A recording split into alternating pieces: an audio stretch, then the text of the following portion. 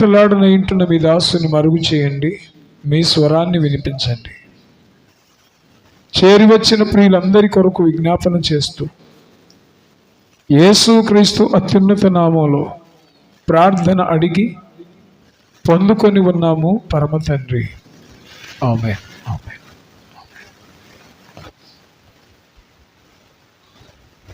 స్తోత్రం. గట్టి చెప్పాలి. హల్లెలూయా.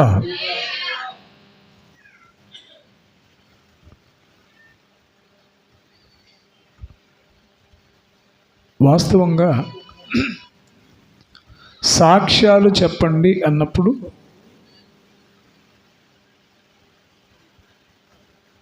తొమ్మిది, 10, 11 జరిగిన మీటింగ్స్ విషయంలో కూడా దేవుడు మిమ్మల్ని ఏ విధంగా సంధించాడు. నేను ఇంతకుముందు చెప్పాను, ఆగస్టు 27వ తారీఖు స్తుతి కూడిక మిస్ అయిపోయింది. జరగాల్సింది జరగల, వర్షం కారణంగా. కూడిక జరగకపోవడంలో కూడా నాతో దేవుడు మాట్లాడిన విషయాన్ని మీకు తెలియపరిచా. మీటింగ్ ఎందుకు జరగలేదు అని అంటే, వెనక ప్రార్థన లేదు. ప్రార్థన ఎప్పుడైతే సన్నగిల్లిందో దేవుని నడిపింపు దక్కదు. దేవుని నడిపింపు లేనప్పుడు ఏది మనం చేయలేం. అది వర్షం కారణంగా మీటింగ్ క్యాన్సిల్ అయ్యాక నా గ్రహింపులోకి వచ్చింది. అంతకుముందు పెను తుఫాన్లైనా పెద్ద పెద్ద వర్షాలైనా ప్రార్థనలో గడిపేవాళ్ళం కాబట్టి మీటింగ్ జరిగేది. పోయినసారి ఎందుకు జరిగించలేకపోయాము అంటే, నడిపింపు అందల దేవుని దగ్గర నుంచి. ఎందుకు నడిపింపు అందలేదు అంటే, ప్రార్థన లేమి. అది నేను గ్రహించిన అనుభవం. మరి 9, 10, 11 మీటింగ్స్ విషయంలో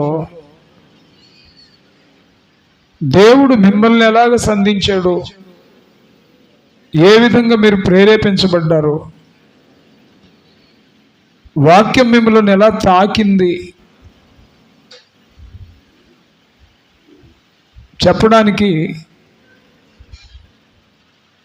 ఈరోజు టైం మీకే ఇద్దాం అనుకున్నాను. నేను వాక్యం ఉంటుంది క్లుప్తంగా, మరి మీరు సిద్ధపడ్డారో లేకపోతే టైం చాలదని ఆగారో, లేకపోతే ఆఫ్టర్ ఆల్ మేము సాక్ష్యం చెప్పడానికి ఎక్కడ అన్నట్టు చూస్తున్నారో నాకైతే అర్థం కావట్లా.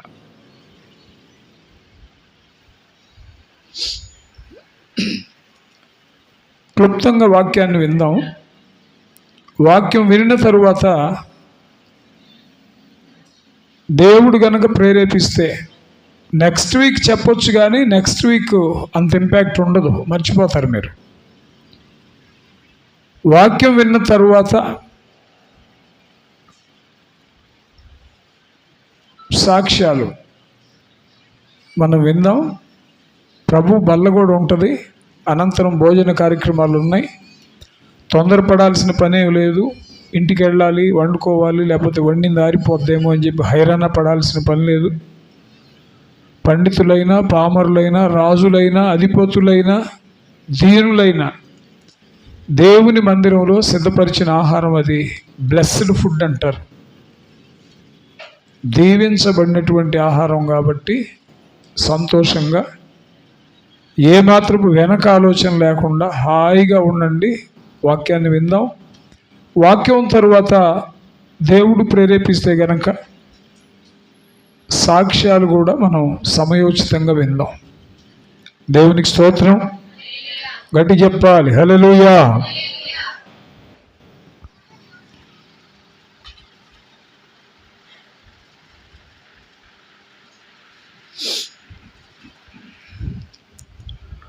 మత్తయి వ్రాసిన సువార్త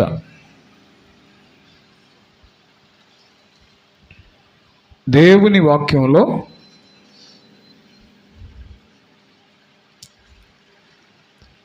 మత్తయి వ్రాసిన సువార్త 2వ అధ్యాయం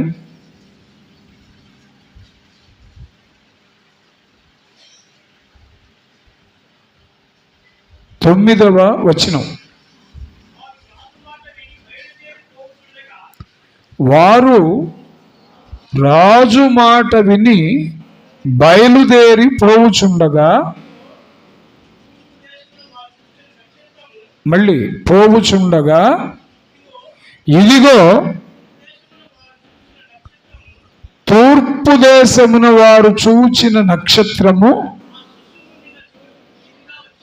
ఆ శిశువు ఉండిన చోటుకి ముందుగా వచ్చి, మళ్ళీ ముందుగా వచ్చి నిలుచు వరకు వారికి ముందుగా నడచెను. చాలు.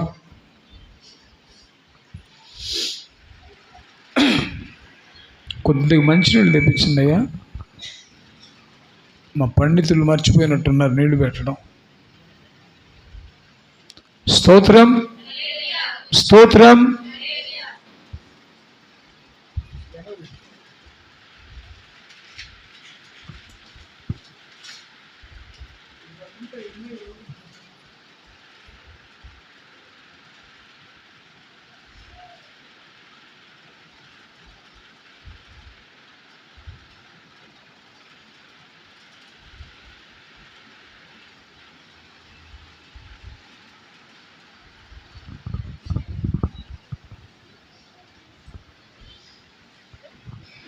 Praise the lord.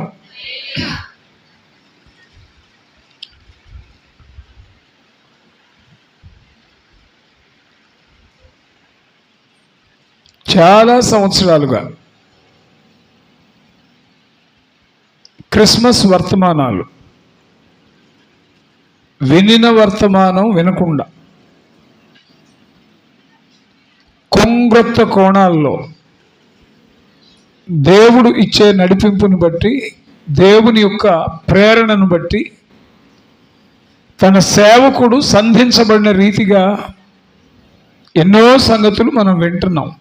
స్తోత్రం. 3 దినాలు మన జరిగిన మీటింగ్స్లో కూడా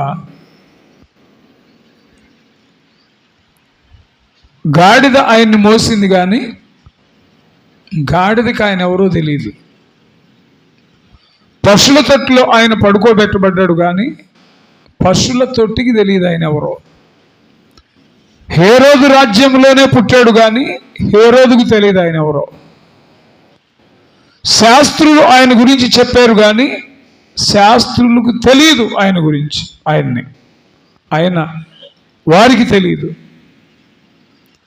ఈనాటి క్రైస్తవ జీవితాలు ఎలాగున్నాయంటే, ప్రభువును మోసిన గాడిదలాగా సమీపంగానే ఉంటారు, కానీ ప్రభు తెలియదు. జీవమై ఉన్న క్రీస్తుని జీవం లేని పశువుల తొట్టి తనలో ఉంచినట్టుగా ప్రభు పిల్లలమని చెప్పుకునే వారికి చాలామందికి క్రీస్తు గురించి ఇతరులకు చెప్తారు, కానీ క్రీస్తులో ఉన్న ప్రేమను మాత్రం పంచలేరు. పశువుల తొట్టికి మనకి పెద్ద తేడా లేదు. యూదయ దేశ బెత్లెహేములో ఆయన పుట్టాడు. ఆ దేశాన్ని పరిపాలించే రాజుకు తెలియదు ఆయన గురించి. శాస్త్రులు ఆయన గురించి చెప్పారు, కానీ ఆయన తెలియదు వారికి వ్యక్తిగతంగా. ఈరోజు దేవుని పిల్లలని చెప్పుకునే వారి అందరి పరిస్థితులు అలాగే ఉన్నాయి. పెదవులతో గనపరుస్తాం, కానీ హృదయం దేవునికి దూరంగా ఉంది. క్రైస్తవ జీవితానికి అది సరి అయిన విధానం కాదు, అది సబబు కాదు. పరిశీలించుకొని మనలను మనమే పరీక్షించుకుని సరిదిద్దుకొని దేవునికి దగ్గర కావాలి. అది 3 దినాల ఉపదేశం. ఈరోజు మరొక వివరణాత్మకమైనటువంటి సందేశం. తూర్పున ఆయన నక్షత్రాన్ని చూసిన జ్ఞానులు నక్షత్రపు ఆనవాలును బట్టి ఆయన ఏ దేశంలో ఉన్నాడో, ఏ గ్రామంలో ఆయన ఉన్నాడో అక్కడ చేరారు. సరే, హేరోదు దగ్గరికి వెళ్ళారు. రాజు కాబట్టి ఆయన పర్మిషన్ కావాలా, పర్మిషన్ లేకుండా వెళ్ళడానికి లేదు. ఎందుకు వచ్చారు అన్నప్పుడు వచ్చిన విషయం కూడా చెప్పాలిగా. యూదుల రాజుగా ఒక ఆయన పుట్టాడు. ఆయన పుట్టినప్పుడు నక్షత్రం యాకోబులో ఉదయిస్తుందని మాకు శాస్త్రాలు మేము చదివాము. శాస్త్రాన్ని ఆధారం చేసుకుని మేము వచ్చాము. ఇప్పుడు ఆ పుట్టినవాడు ఎక్కడున్నాడో మీకు కానీ తెలిస్తే, లేదు ఒకవేళ తెలియకపోయినా మేము వెతుక్కుని వెళ్తాము, మాకు అనుమతి ఇవ్వాలి. అది సెన్స్. కలవరపడ్డాడు, కలవరాన్ని దాచుకున్నాడు, భక్తిభావం ప్రదర్శించాడు, నటించాడు. మీరు వెళ్ళండి, ఆయన్ని కనుగొనండి, ఆయన ఎక్కడున్నాడో తెలిస్తే నాకు చెప్పండి, నేను కూడా వెళ్ళి మీలాగా ఆయన్ని పూజిస్తాను అని చెప్పి పంపించాడు. వారు వెళ్ళారు, ప్రభువుని పూజించారు. తిరిగి హేరోదు దగ్గరికి వెళ్ళబోతుంటే దేవుడే స్వయంగా స్వప్నంలో, నువ్వు హేరోదు దగ్గరికి వెళ్ళొద్దు, హేరోదు దగ్గరికి వెళితే శిశువు అయిన క్రీస్తునాథుణ్ణి చంపేస్తాడు. సో మీరు మార్గం మార్చుకుని వేరొక మార్గంలో నుంచి వెళ్ళండి అని హితబోధ చేస్తే వారు వెళ్ళిపోయారు. ఇది నేపథ్యం, సందర్భం ఇది. దీనిలో ఈనాటి ఉదయకాలానికి నీకు నాకు కావలసిన ప్రేరేపణాత్మకమైనటువంటి సందేశం, ఆలోచనాత్మకమైనటువంటి ఉపదేశం ఏంటది అంటే, హేరోదు దగ్గర మాట్లాడాక మరలా రాత్రి అయ్యేదాకా వారు కనిపెట్టారు. ఎందుకంటే రాత్రి అయితే కానీ నక్షత్రం కనిపించదు. మాట్లాడాలి, మీరు మాట్లాడాలా. నువ్వే చెబుతావో చూస్తావు అన్నట్టు తల్లొప్పు మాకండి. నేను మాట్లాడి అడిగినప్పుడు మీరు సమాధానం చెప్పాలి. స్తోత్రం, స్తోత్రం. రాత్రి అయ్యేదాకా కనిపెట్టారు. రాత్రి అవగా నక్షత్రం మళ్ళీ కనిపించింది. ఆ నక్షత్రాన్ని చూసి వారు అత్యానంద భరితులయ్యారు. ఇప్పుడు వారున్న దేశం నుంచి యెరూషలేముకు వారు నడిచారు నక్షత్రాన్ని బట్టి. యెరూషలేముకు వచ్చిన తర్వాత ఇప్పుడు ఈ నక్షత్రం ఏ ఇంటి వద్దకు వెళ్ళి ఆగుతుందో కనిపెట్టి ఆ ఇంటిని చేరి ప్రభువుని కనుగొని ఆరాధించారు, లేక పూజించారు. ఇక్కడ రాయబడిన మాట ఏంటంటే, వారు శిశువై ఉన్న క్రీస్తు ఉన్న ఇంటికి చేరు వరకు ఆ నక్షత్రము వారికి ముందుగా, మళ్ళొక్క మారు చదవండి ఆ మాట,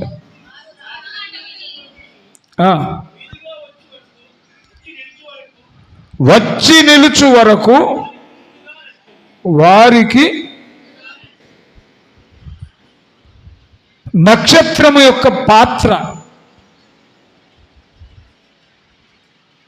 నక్షత్రము యొక్క రోల్, నక్షత్రమును బట్టి దేవుని యొక్క ఉద్దేశం. సృష్టిలో ప్రతి వస్తువుకి ఒక పర్పస్ ఉంటుంది. ప్రసంగ గ్రంథంలో అంటాడు, ప్రతి వస్తువు దాని దాని పని నిమిత్తము సృజించబడింది అంటాడు. ఒక మైక్ ఉందంటే మనం మాట్లాడే మాట జనాంగాలకు వినిపించడానికి. ఒక వాటర్ బాటిల్ ఉందంటే దానిలో నీరు ఉంచబడి దప్పిక తీర్చబడ్డానికి. ఒక నాప్కిన్ ఉందంటే తుడుచుకోవడానికి. ఒక్కొక్క వస్తువుకి ఒక పర్పస్ ఉంటుంది. స్తోత్రం. దైవిక సృష్టిలో నక్షత్రం, మనం ప్రస్తావించి మాట్లాడుకుంటున్న ఈ నక్షత్రం కూడా దేవుడు ఒక పర్పస్తో, ఒక ఉద్దేశంతో దాన్ని ఉంచాడు. సరే, అది వెలుగుతూ ఉంటుంది. వింటున్నారా? నక్షత్రాన్ని గురించి అనేక విషయాలు మనం ధ్యానించాము ఇంతకుముందు, ఇప్పుడు కూడా ధ్యానించవచ్చు. ఒక్క మాట నేను చెప్పదలిసింది ఏంటంటే, జ్ఞానులు క్రీస్తు ప్రభు దగ్గరికి రావడానికి నక్షత్రము వారికి ముందుగా నడిచింది. ఎక్కడో నేను విన్నా, మనోళ్ళు బైబిల్లో చదివి బంగారు, సామ్రాణి, బోళం 3 వస్తువులు వారు పెట్టెలు విప్పి ప్రభుకి అప్పగించి అర్పించి స్తుతించారు, పూజించారు అనగానే వస్తువులు 3 ఉన్నాయి కాబట్టి జ్ఞానులు కూడా 3 అనుకుంటా ఉంటారు చాలామంది. వాస్తవంగా జ్ఞానులు ఎంతమంది అనేది బైబిల్లో రాయబడల. 3, 4, 5, 10 మంది అనేది రాయబడల. తూర్పు దేశపు జ్ఞానులు బైబిల్ పండితులు చెప్తుంది ఏంటంటే, ప్రస్తుతం ఇరాన్, ఇరాక్ ప్రాంతం నుంచి వారు వచ్చారు. ఆ దినాల్లో అది తూర్పు దేశం, ఈరోజు అది ఇరాన్, ఇరాక్గా పిలువబడుతుంది అని చెప్పి కొంతమంది ఏమో బబులోనే అని మాట్లాడుతున్నారు. స్తోత్రం, స్తోత్రం. వారు బయలుదేరినటువంటి వారు జ్ఞానులు, రాజవంశీకులు, అంటే ఉన్నత శ్రేణి. ఒక రాజవంశీకుడు బయలుదేరితేనే వెనక జనం ఉంటారు, ఉండరా? రాజాతిరాజా, రాజమార్తాండ, బహుపరాక్ అని చెప్పి నినాదాలతో వారిని ఊరేగిస్తూ తీసుకొస్తారు. సింపుల్గా ఒక ఎమ్మెల్యే బయటకు వస్తేనే ఎమ్మెల్యే చుట్టూ చాలామంది ఉంటారు మోగి.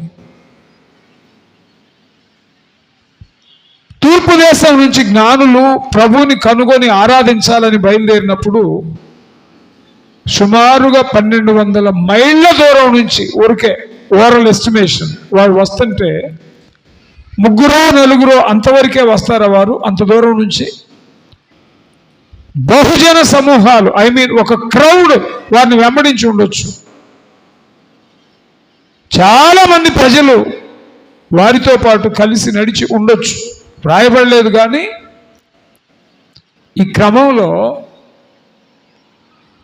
ఒక మంద యేసు ప్రభు దగ్గరికి చేరడానికి, ఒక గుంపు యేసు ప్రభు దగ్గరికి చేరడానికి, జ్ఞానులు అని ఎంచబడినటువంటి ఒక జనాంగం ప్రభు దగ్గరికి చేరడానికి, జ్ఞానులను వెంబడించే అనేకులు వారితో కలిసి ప్రభు దగ్గరికి చేరడానికి ఒక నక్షత్రం వారికి ముందుగా నడిచింది. స్తోత్రం. సంగతి ఏంటంటే, ఒక జనాంగానికి కానీ, ఒక గుంపుకు కానీ, ఒక ప్రజకు కానీ ముందుగా నడవడం అనేది దేవుడు ఇచ్చిన ఆధిక్యత. స్తోత్రం, స్తోత్రం. ఎవరైతే ప్రజలకు ముందుగా నడుస్తారో, ముందుగా నడిచేటువంటి ఆ వ్యక్తి పట్ల దేవుని ప్రణాళిక ఉంటేనే అది సాధ్యమవుతుంది. నక్షత్రం ముందు నడిచింది, నక్షత్రాన్ని వారు వెంబడించారు. ఎంత దాకా వెళ్ళారంటే క్రీస్తు ఉన్న ఇంటి దాకా వెళ్ళారు. ఇంకా చెప్పాలంటే క్రీస్తుని సందర్శించడానికి అట్టి భాగ్యం వారికి దొరికింది. Praise the Lord, praise the Lord. ఈరోజు వారికి ముందుగా నడిచి వారిని ప్రభువు దగ్గర నిలిపినటువంటి ఆ నక్షత్రాన్ని బట్టి బైబిల్లో కనుక మనం జాగ్రత్తగా చూస్తే ముందుగా నడిచేటువంటి సందర్భాలు 1, 2, 3 బైబిల్లో చాలా స్పష్టంగా ఉన్నాయి. యోహాను సువార్త 10వ అధ్యాయం 4వ వచనం. యోహాను సువార్త 10:4.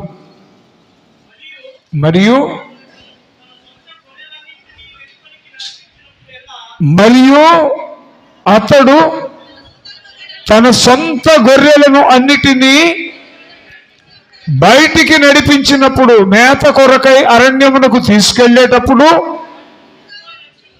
వాటికి ఎవరో చెప్పాలి, ఎవరు? మందకు ముందుగా నడిచేది ఎవరు అంటే కాపరి.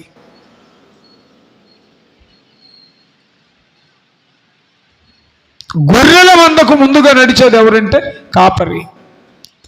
మేకల మంద కూడా ఉంటుంది. మేకల మందకి కాపరి ముందు నడవడం. గొర్రెలైతేనేమో కాపరిని వెంబడిస్తాయి, మేకలైతేనేమో కాపరిని వెంబడించవు. వాటిని ముందు దోలి వెనక కాపరి ఉండి అదిలించుకుంటూ వెళతాడు. ఇక్కడ మనం వింటుంది ఏంటంటే, ఆయన తన సొంత గొర్రెలను లేక, మళ్ళీ చదవండి, అతడు తన సొంత గొర్రెలన్నిటినీ వెలుపలికి నడిపించినప్పుడల్లా వాటికి ముందుగా, ఇక్కడ గొర్రెల గురించి చెప్పాడు కాబట్టి గొర్రెలకు ముందుగా నడిచేది ఎవరు అంటే కాపరి. జ్ఞానులకు, తూర్పు దేశం నుంచి వచ్చిన ప్రజలకు ముందుగా ఎవరు నడిచారు? నక్షత్రం. మందను వెలుపలికి తెచ్చినప్పుడల్లా మందకు ముందుగా నడిచేది ఎవరు? కాపరి. గొర్రెలకు కాపరి. మార్పు నొందిన బ్రతుకులు, మార్పు నొందిన మనుష్యులు జీవితాన్ని మార్చుకొని మారు మనసు పొంది స్థిర ప్రజ్ఞతతో నడిచేటువంటి వారికి ముందుగా ఎవరు నడుస్తారు అంటే ప్రధాన కాపరి. స్తోత్రం, స్తోత్రం. ప్రధాన కాపరిగా నీవు నాకై ప్రత్యక్షమగువ ఘడియలో, ప్రధాన కాపరిగా నీవు నాకై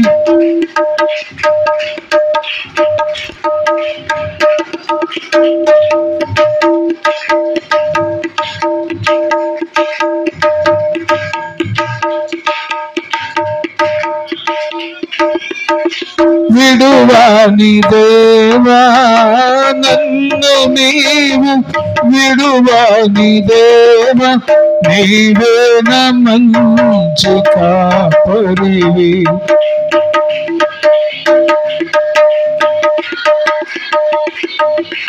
ఓ ప్రభువా, ఓ ప్రభువా నీవేన మంచి కాపరివి, నీవేన మంచి. స్తోత్రం. గొర్రెల గొప్ప కాపరాయనే, మంచి కాపరాయనే, మంద కొరకు ప్రాణం పెట్టే కాపరాయనే, ప్రధాన కాపరి ఆయనే. మందకు ముందుగా ఎవరు నడుస్తారంటే కాపరి నడుస్తాడు. ఇంకొకసారి చూడండి అదే మాట.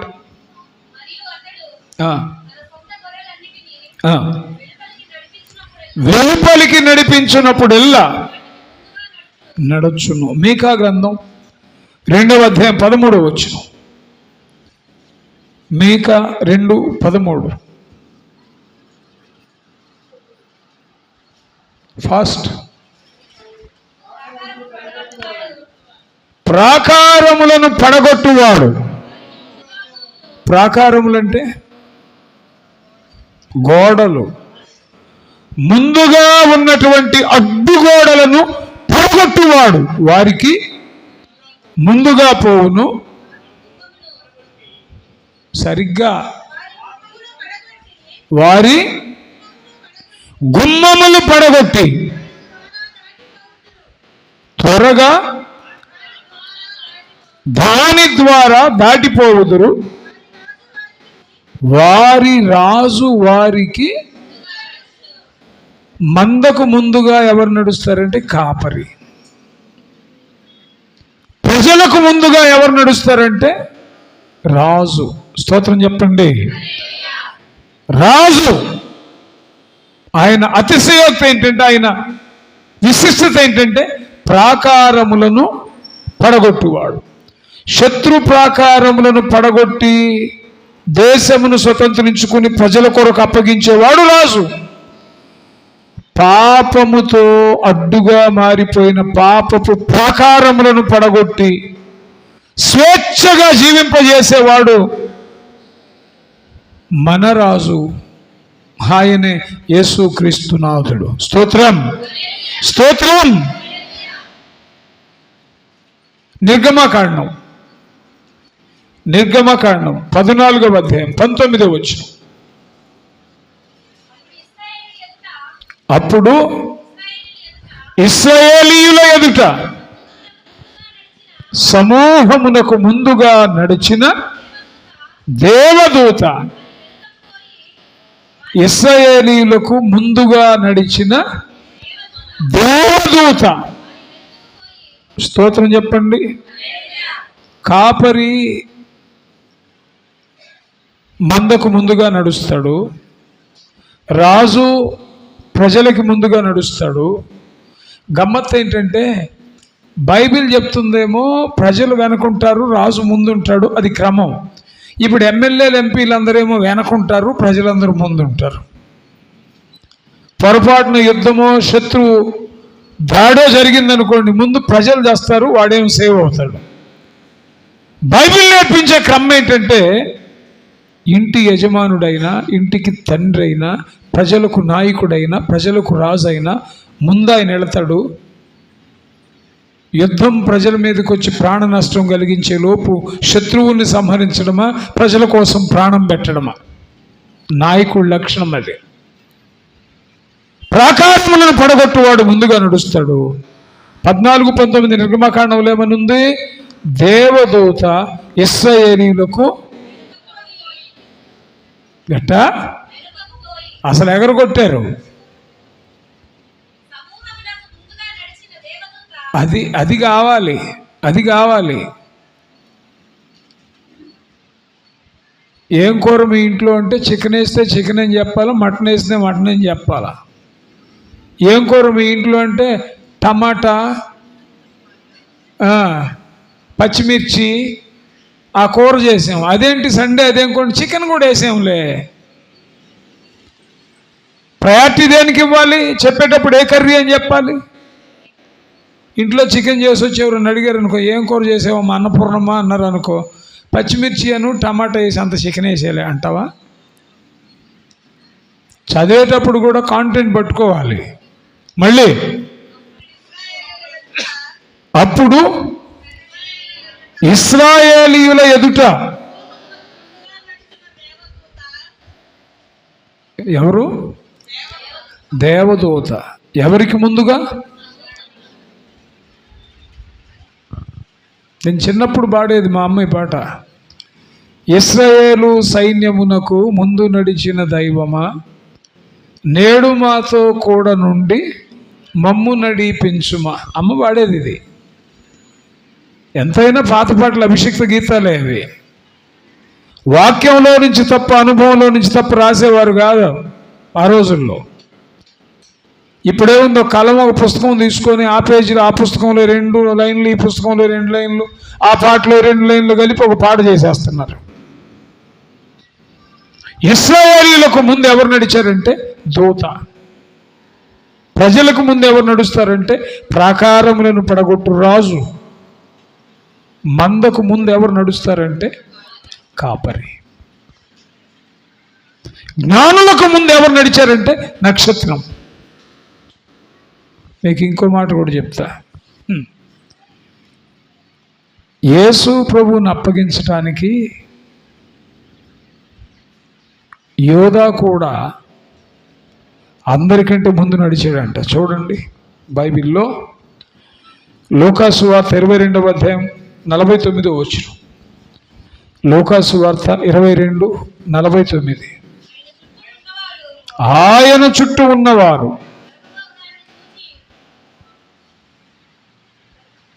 చదువుమా. జరుగబోవు దానిని చూచి, ప్రభువా ఎట్లా? కత్తితో నరుకుదుమా అని అడిగిరి. 47. ఆయన ఇంకనూ మాటలాడుచుండగా ఇదిగో జనులు గుంపుగా వచ్చిరి. ఎట్లా? అందరి మధ్యలో యూదా అనువాడు వారి కంటే ముందుగా నడిచి, స్తోత్రం.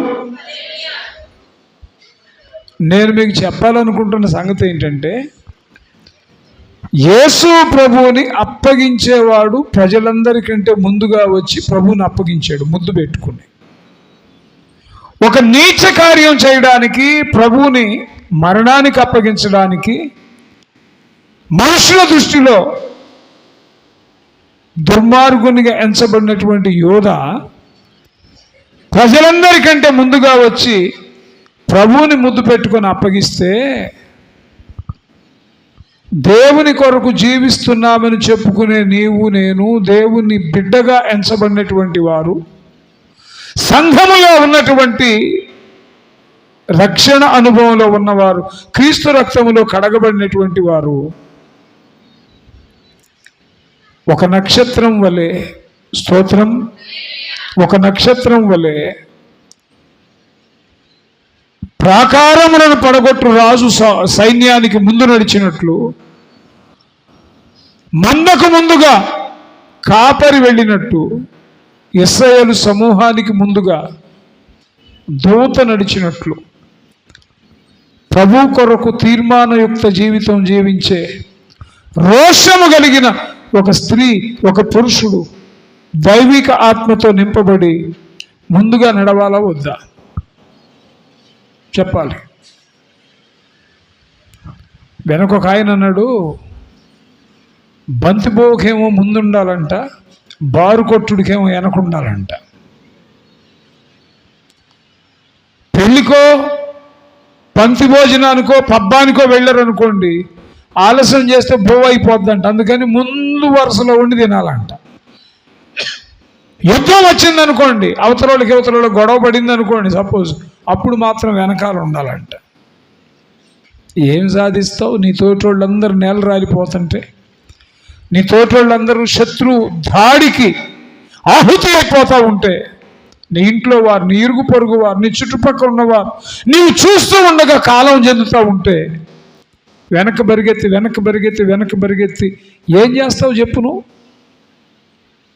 దైవ రోషం కలిగినటువంటి వాడు ముందుగా నడవగలిగినటువంటి అనుభవంలో ఉండాలి. స్తోత్రం. ఈ దినపు నక్షత్రపు వర్తమానంలో మనం నేర్చుకోదగినటువంటి సత్యం ఏంటంటే, జ్ఞానులను ప్రభు దగ్గరికి నడిపించడానికి నక్షత్రం ముందుగా నడిచింది. ఆ నక్షత్రం ఎవరంటే ప్రభువుని ఎరిగిన నువ్వే. జ్ఞానాన్ని ప్రభు దగ్గర నడిపించింది నక్షత్రం, సమూహాన్ని ప్రభు దగ్గర నడిపించింది నక్షత్రం. క్రీస్తు కొరకు జీవిస్తానని తీర్మానం చేసే నీవు కూడా నశించిపోయే ప్రజల్ని, లోకపు జ్ఞానాన్ని ప్రభు పాదాల దగ్గర నడిపించాలి. స్తోత్రం. ఎందుకు నీవు సృజించబడ్డావు అంటే పర్పస్ అదే. క్రీస్తు రక్తంలో కడగబడిన నీ నుంచి నా నుంచి ప్రభు ఆశిస్తుంది ఏంటంటే, ప్రభువుని ఎరుగని చీకటిలో మరణ ఛాయలో ఉన్నవారిని, ఒకవేళ తమ దృష్టిలో తాము జ్ఞానులు అనుకునే వారిని కూడా యేసయ్య పాదాల దగ్గరికి నడిపించాలి.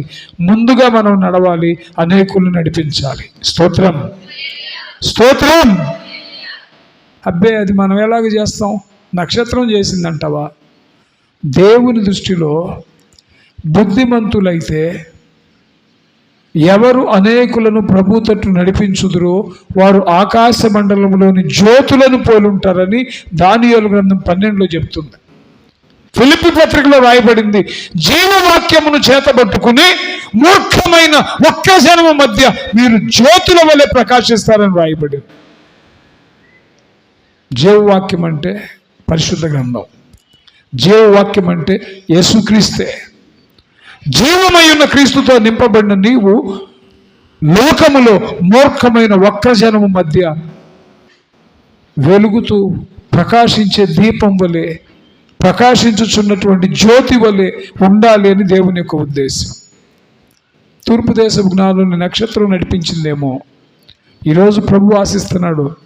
ఆయన నెరిగిన పిల్లలు నీవు నేను కూడా ఒక నక్షత్రం వలె చీకటిలో, అంధకారములో, మరణఛాయలో ఉన్న వారిని వెలుగైన ప్రభు దగ్గర నడిపించాలి. నడిపించడానికి ముందుగా నువ్వు నడవాలి. సైన్యానికి రాజు ముందు నడుస్తాడు. నశించిపోయేటువంటి ప్రజలకి, సాతానీయ బంధకాల్లో ఉన్నటువంటి ప్రజలకి ప్రాకారములను పడగొట్టుకుంటూ, అగ్గులను ఛేదిస్తూ దేవుని దగ్గర నడిపించగలిగే ఆ రాజు ఎవరంటే ఆయన ప్రియ కుమారునిగా, కుమార్తెగా ఎంచబడిన నీవే. స్తోత్రం, స్తోత్రం. మందకు ముందుగా నడిచిన కాపరి ఆయన, ప్రధాన కాపరి ఆయన. వారసత్వాన్ని పుణికి పుచ్చుకున్న నీవు కూడా పాపములో, శాపములో వైదొలిగిపోకుండా ప్రజల్ని జాగ్రత్త చేసుకుంటూ ఆయన కొరకు ఆయత్తపరిచే కాపరి ఎవరంటే నువ్వే. స్తోత్రం. దేవుని కొరకైన దూత, ఇశ్రాయేలు సమూహానికి ముందుగా దూత నడిచింది. వాగ్దాన దేశానికి వారిని తీసుకెళ్ళడానికి యానం. ప్రస్తుతమందున్న ఆత్మీయ ఇశ్రాయేలుకి, నశించిపోయే మానవ జాతికి దేవుని పక్షంగా నిలవబడి పరమ వాగ్దాన దేశానికి తీసుకెళ్లాల్సిన దూత ఎవరంటే నీవే. స్తోత్రం, స్తోత్రం. నక్షత్రం వేరు, రాజు వేరు, కాపరి వేరు, దూత వేరు. కానీ క్రీస్తు రక్తంలో కడగబడిన నీలో నక్షత్రం ఉంది. జ్ఞానానికి ముందుగా నడవాలి. రాజు ఉన్నాడు, సైన్యానికి ముందు నడవాలి, ప్రాకారాలను పడగొట్టాలి. కాపరి ఉన్నాడు నీలో, నశించిపోయే ప్రజల క్షేమం కొరకు నీవు జీవించాలి, ముందుగా నడవాలి. దూత ఉన్నాడు నీలో, ఇశ్రాయేలు సైన్యాన్ని వాగ్దాన దేశానికి నడిపించిన దూత వలె నువ్వు పనిచేయాలి. ఆ దూత నీవే, ఆ రాజు నీవే, ఆ కాపరి నీవే, ఆ నక్షత్రం నీవే. స్తోత్రం చెప్పండి, గడి చెప్పాలి. హల్లెలూయా.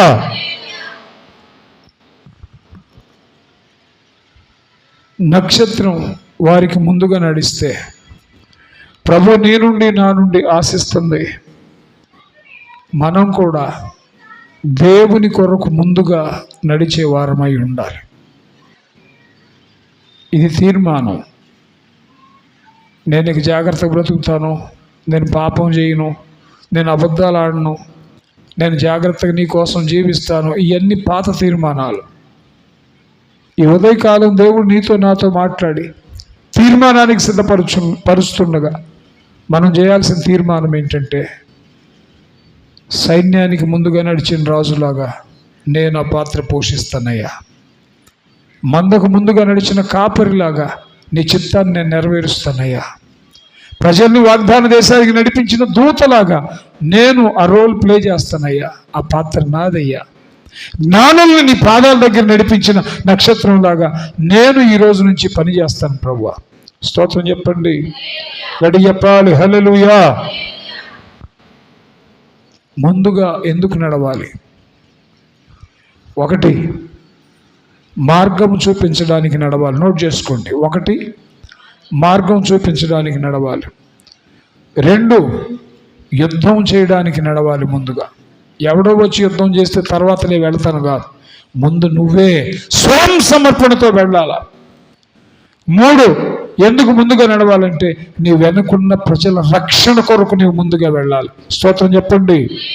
నీ వెనుకున్న వారి ప్రాణ రక్షణ కోసం నీవు ముందుగా వెళ్ళాలి.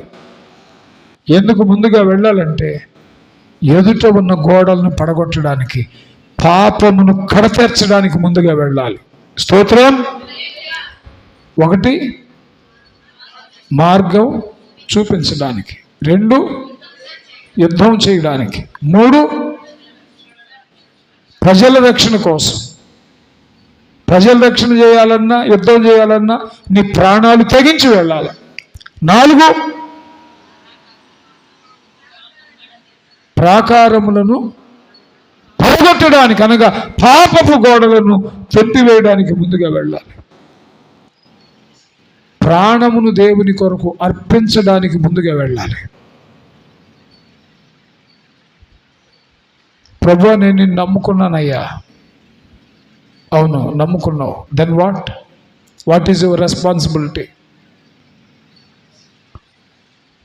రోగం తీసేయ్యా, హాయిగా బ్రతుకుతా.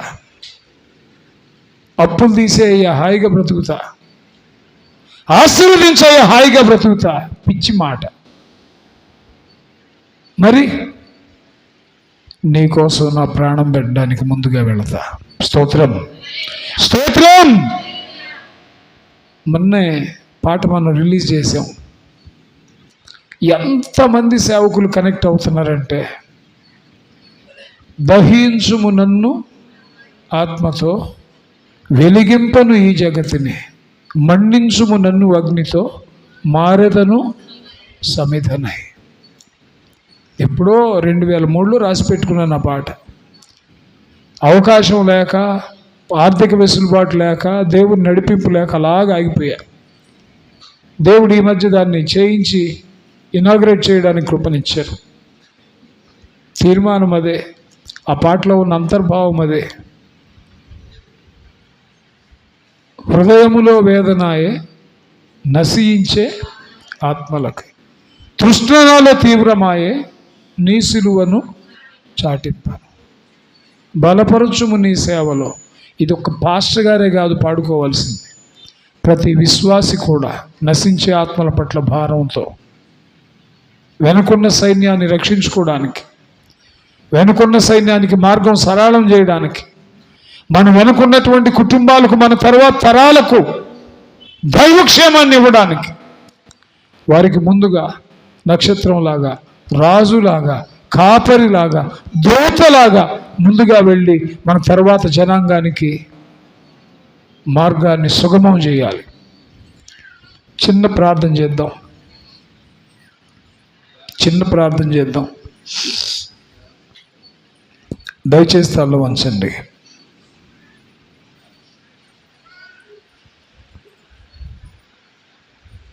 చిన్న ప్రార్థన. స్త్రీల్లో ఒకరు చేయండి, క్లుప్తంగా చేయండి, తీర్మానంతో కూడిన ప్రార్థన చేయండి. యవన పిల్లలైనా పర్లేదు, స్త్రీలైనా పర్లేదు, ఒక్కరు.